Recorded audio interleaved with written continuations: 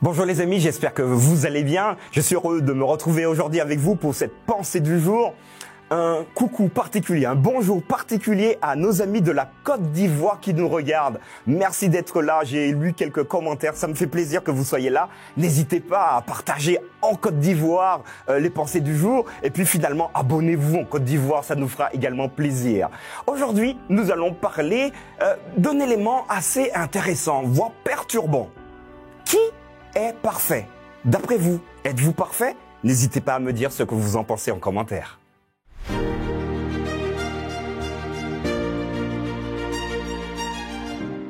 Aujourd'hui, la pensée du jour se trouve dans Philippiens chapitre 3, verset 15. Nous tous donc, qui sommes parfaits, ayons cette même pensée. Et si vous êtes en quelque point d'un autre avis, Dieu vous éclairera aussi là-dessus. Voilà un texte qui peut nous déranger. Donc je vous demandais il y a quelques instants de savoir si vous étiez parfait, si vous connaissiez quelqu'un de parfait. Vous connaissez cet adage, la perfection n'est pas de ce monde. En clair, on fait comme on peut, mais on ne sera jamais parfait. Ou il y a toujours quelque chose à améliorer.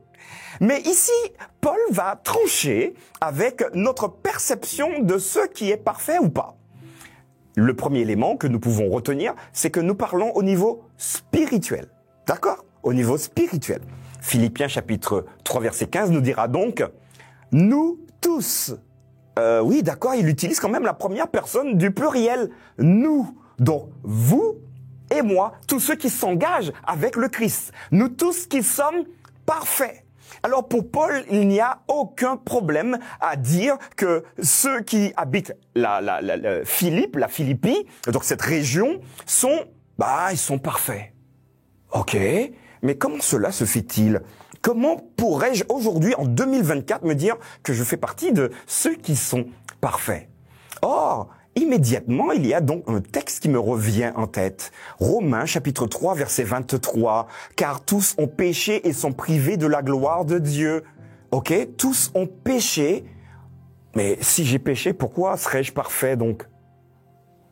Mais heureusement, Romains chapitre 3 verset 23 ne s'arrête pas là et il ajoute « Et ils sont gratuitement justifiés par sa grâce par le moyen de la rédemption qui est en Jésus-Christ. » Je crois que vous et moi, nous sommes parfaits vus de Dieu spirituellement parlant.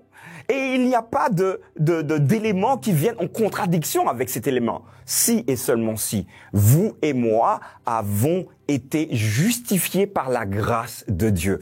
Finalement, nous sommes sauvés par la grâce. Et c'est ce qui nous permet d'être parfaits. Par le moyen de la rédemption. Dieu nous relève de là où nous étions, de mort que nous étions. Maintenant, nous sommes vivants et vus donc parfaits aux yeux de Dieu d'une manière spirituelle. Le corps que nous avons, je vous le dis, il n'est pas du tout parfait. Vous avez peut-être des petits soucis de santé, voire de graves soucis de santé. Mais là encore, Dieu va réparer tout ça. Et Paul va le dire, en un claquement de doigts, Dieu va nous transformer. Le corps mortel revêtira l'immortalité. Alors je ne sais pas ce que ça donne en réalité, mais j'aimerais vraiment être là. Et vous, est-ce que vous aimeriez être là pour voir ce que Dieu est capable de faire?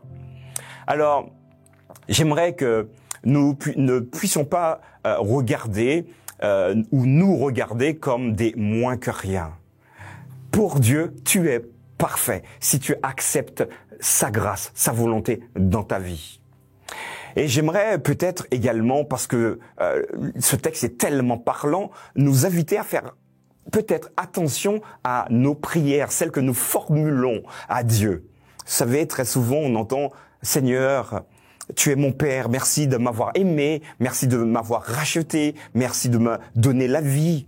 Mais je suis un pauvre pécheur, je suis un moins que rien, je suis quelqu'un qui ne mérite rien. » Dieu, s'il nous entendait réellement et si nous écoutions, il nous aurait dit « Stop, arrête !»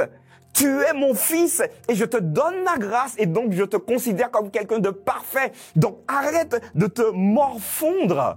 Imaginez-vous simplement venir auprès de vos parents et leur dire « Alors je sais que je suis ton fils ou ta fille, mais je sais que je suis un mauvais fils, une mauvaise fille. Je te demande pardon, pardon, mais je suis mauvais. » Mais qu'est-ce que vos parents diraient? Et imaginez que vous, vos enfants fassent la même chose.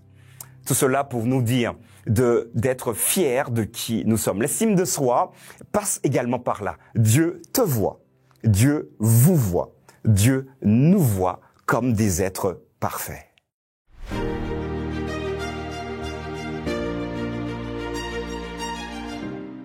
Voilà les amis, nous avons abordé ce thème peut-être qui va provoquer la controverse, mais tant mieux.